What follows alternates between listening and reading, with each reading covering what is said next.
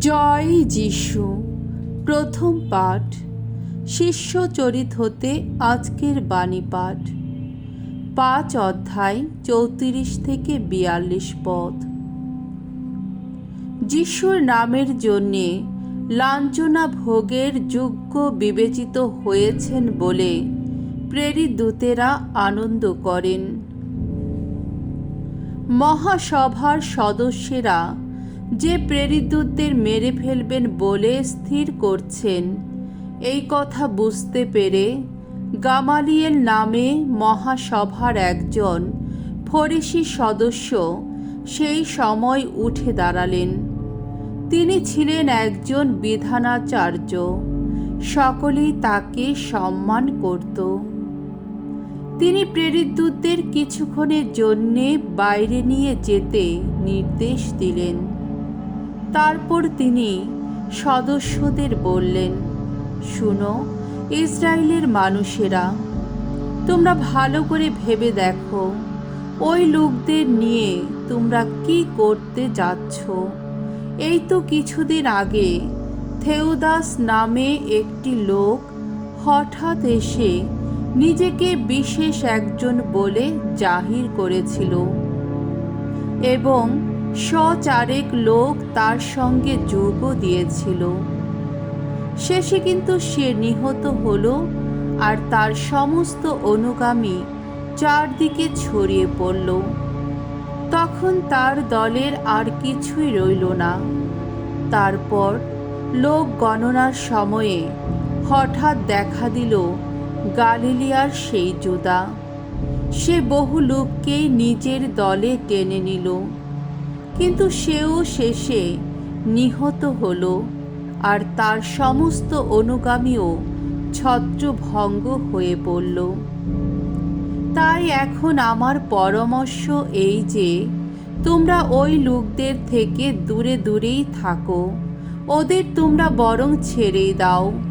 ওদের এই সংকল্প, এই প্রচেষ্টা যদি মানুষের কাজ হয় তাহলে তা ব্যর্থ হবেই হবে, কিন্তু যদি তা ঈশ্বরেরই কাজ হয় তাহলে তোমরা ওদের কিছুতেই উচ্ছেদ করতে পারবে না। আর হয়তো শেষে বুঝবে তোমাদের এই সংগ্রাম স্বয়ং ঈশ্বরেরই বিরুদ্ধে সংগ্রাম। গামালিয়েলের এই পরামর্শ সবাই মেনে নিলেন। তারা তখন প্রেরিত দূতদের ডেকে আনালেন। তারপর তাদের বেত মারিয়ে তারা যিশুর নামে কোনো কিছু বলতে তাদের বারণ করে দিলেন। আর তারপরে তারা তাদের ছেড়ে দিলেন। তখন যিশুর নামের জন্যে লাঞ্ছনা ভোগের যোগ্য বিবেচিত হয়েছেন বলে প্রেরিত দূতেরা আনন্দ করতে করতে মহাসভা ছেড়ে বেরিয়ে এলেন। এরপর প্রতিদিন মন্দিরে এবং বাড়িতে বাড়িতে তারা সমানে উপদেশ দিতে লাগলেন। খ্রিস্ট যিশুর মঙ্গল বার্তা প্রচার করতে লাগলেন। প্রভুর বাণী। ঈশ্বরকে ধন্যবাদ। সাম সঙ্গীত 27 অধ্যায় 1 পদ, 4 পদ, 13 থেকে 14 পদ। ধো, চিরদিন আমি যেন থাকতে পাই আমার প্রভুর কাছে। ভগবান আমার জ্যোতি, আমার পরিত্রাণ, কার ভয়ে হব ভীত। ভগবান আমার জীবনের রক্ষা প্রাচীর, কার ত্রাসে হব ত্রস্ত। ভগবানের কাছে আমার শুধু একটি মিনতি, শুধু একটি মাত্র চাওয়া, আমি যেন বাস করে যেতে পারি ভগবানের গৃহে। এই জীবনের সমস্ত দিন ধরে যেন ধ্যান করে যেতে পারি ভগবানের দীপ্ত রূপ। তার নিত্য অন্বেষী হয়ে যেন আসতে পারি তার এই মন্দিরে। ভগবান আহা কত মঙ্গলময়, জানি জানি তা তো এই জীবিতদের দেশে দেখতেই পাবো আমি।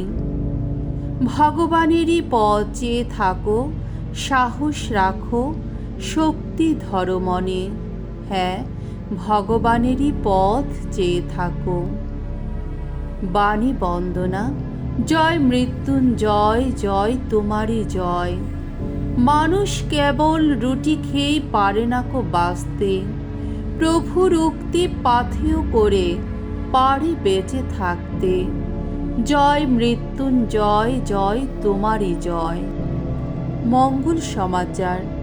যোহন রচিত মঙ্গল সমাচার 6 অধ্যায় 1 থেকে 15 পদ।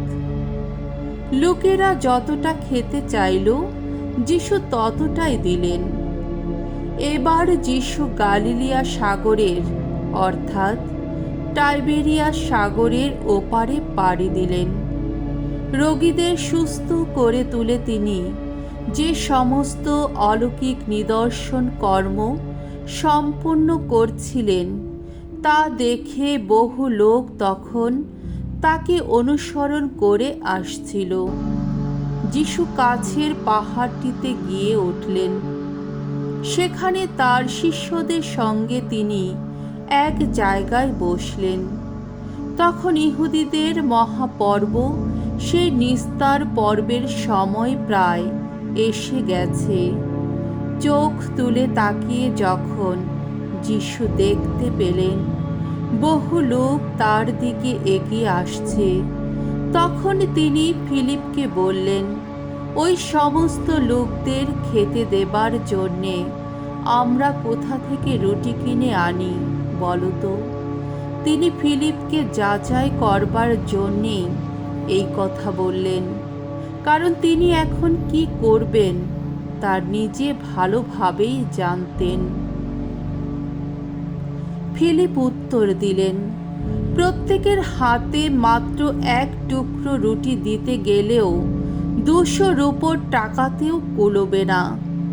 তখন যিশুর অন্যতম শিষ্য সিমন পিতরের ভাই আন্দ্রিয় যিশুকে বললেন, এখানে একটি ছোট ছেলে আছে, তার হাতে রয়েছে 5খানা যবের রুটি আর 2টি মাছ, কিন্তু এত লোকের এতে কি বা হবে? যিশু বললেন, লোকদের বসিয়ে দাও। সেখানে প্রচুর ঘাস ছিল। তখন লোকেরা বসে পড়ল। পুরুষদের সংখ্যা ছিল 5000-এর মতো। এবার যিশু সেই রুটি কখানা হাতে নিলেন এবং ঈশ্বরকে ধন্যবাদ জানিয়ে যারা বসেছিল তাদের মধ্যে তা বিতরণ করতে লাগলেন। তারপর মাছ নিয়েও তিনি তাই করলেন। তারা যতটা চাইল ততটাই দিলেন।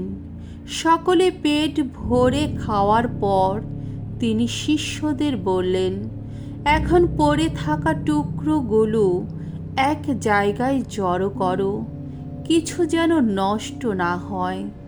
তারা তখন সেই মতোই সেগুলো জড়ো করে রাখলেন এবং যবের সেই 5খানা রুটির যে টুকরোগুলো লোকেরা খাওয়ার পর ফেলে রেখেছিল, তাই দিয়ে তারা 12টি ঝুড়ি ভর্তি করে ফেললেন। যিশুর এই অলৌকিক নিদর্শন কর্ম দেখে উপস্থিত লোকেরা বলে উঠল, উনি নিশ্চয়ই সেই প্রবক্তা, এই জগতে যার আসবার কথা ছিল। যিশু বুঝতে পারলেন যে তারা এখনই এসে তাকে রাজা করবার জন্যে জোর করে নিয়ে যাবে। তাই তিনি সেখান থেকে একলা আবার সরে গেলেন পাহাড়ের আড়ালে। প্রভুর মঙ্গলময় বাণী। খ্রিস্ট প্রভু তোমার প্রশংসা হোক।